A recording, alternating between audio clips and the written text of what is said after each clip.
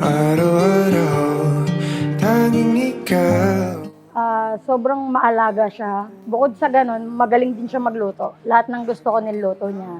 Nire-respeto niya rin ako, pati yung pamilya ko. Ang nagustuhan ko rin kasi sa kanya, siya yung naging kasama ko talaga sa 4 years na yun. Hindi niya ako iniwan. Mapakasal kasi ako kaya paborito ko siyang pinipikon. Pero mayat maya, okay na rin kami pagka napikon ko siya, yan, tawanan na mamaya. Pero syempre, ang nagustuhan ko rin sa kanya, maalaga, yan, syempre. Kahit na pabebe yan love ko yan Para sa'kin.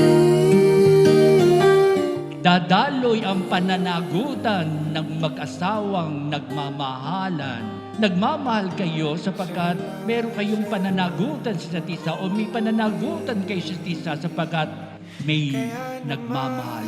Dito ka sa piling ko, oh, dito ka lang,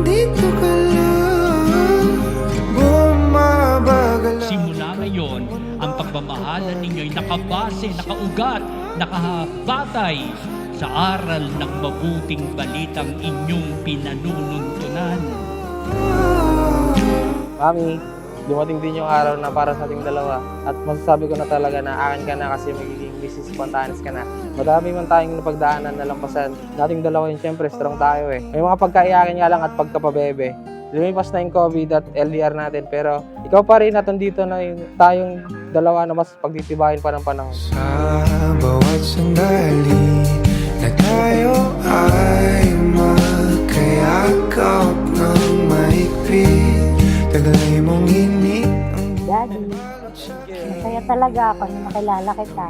Kaya ko talaga nakita yung best friend mo, boyfriend pa. Sa dami natin pinagdaan ng pagsubok, hindi tayo sumuko. Kahit nakita mo na yung pinaka-lowest ng point ng buhay ko, hindi mo ko iniwan. hindi maitatanggi na sa akin, ikaw ang langit. Magmamahalan kayo mula ngayon sa ngalan ng dakilang pag-ibig ng Diyos sa aral ng mabuting balita ng kanyang bugtong na anak, ang ating Panginoong Jesucristo. Kaya ito yung pagiging batayan ninyo ng pag-ibig niyo sa isa't isa. Ikaw lang at ako ang naninaan sa gitna ng paraiso na ating sinimulan o aking tahanan. Pinapawi lahat ng iyong Inalagaan mo ako, pati yung magulang ko. Doon ko naramdaman na mahal mo talaga ako. Lahat ng ginagawa mo for me, sobrang na-appreciate ko. Hindi ko na nga makita yung sarili ko na hindi kita kasama. Kasi ikaw talaga yung nagbigay ng kulay sa mundo ko. Ay, bawa na mas mamahalin kita. Bilang aking asawa, syempre, kung ano yung mga ginagawa ko sa'yo, mas gagawin ko pa ng better. Andito pa din ako lagi para sa'yo. At susuportahan ka sa lahat ng mga decision mo sa buhay. At syempre, minsan kontrabida, mapangasar, pero mamahalin ka pa din ng wagas. Salamat sa lahat. Mahal na mahal kita, may Mrs. Spontaneous. mundo kapag ika'y nariyan na aking tahanan. Masaya ako, thank you kay Lord kasi syempre nakilala kita Kung wala nga, syempre wala rin ako dito sa kinatatayo nating dalawa ngayon. Ikaw yung nagturo sa akin sa lahat ng bagay na hindi ko nalalaman. Ikaw yung nag-guide din sa akin kung paano maging maayos din yung pamumuhay syempre. Kaya maraming salamat sa iyo, may mahal na mahal kita. Daddy, hindi ka na mag-iisa. Andito na ako, hindi kita iiwan. Mahal na mahal kita. I love you. Di ko maiwasan pagmasdan ng iyong larawan. Kahit di mo mamalayan, ikaw lang ang gustong tignan. Di ko man masabing kahit na di maaari. Pwede ba pamanatili? Ikaw lang ang gustong pagmasdan.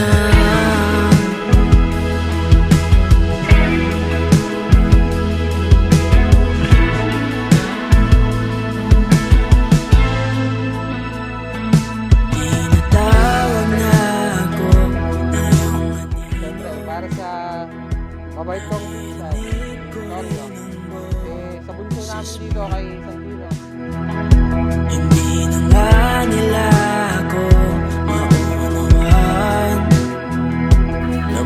baliw na raw sa simpleng larawan.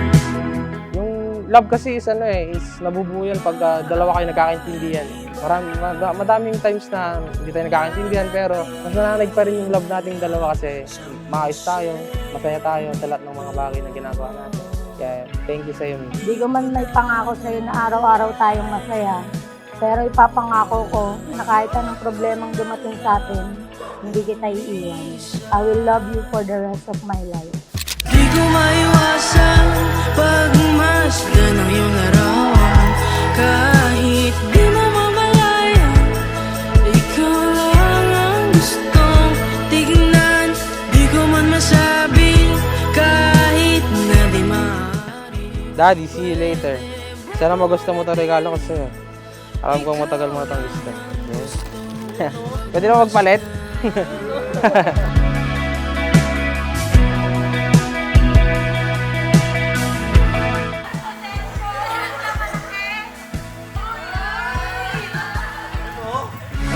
Ay sarap pagmasdan kahit na ilang araw, taon at buwan.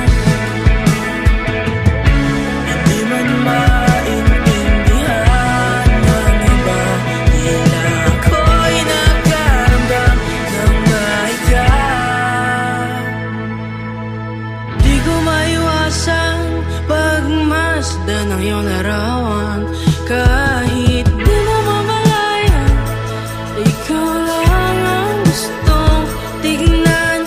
Di ko man masabi kahit na di maaari. Pwede ba pumanatili?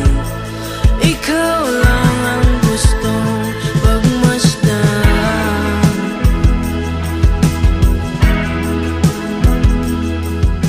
Hindi na ng tawag ko sa inyo yan. Ikaw na ang last ex-girlfriend ko. Kasi ikaw na yung misis ko ngayon eh. Kaya sana tumaba pa rin yung pasensya mo kahit na nasa ibang stage na tayo na pamumuhay natin.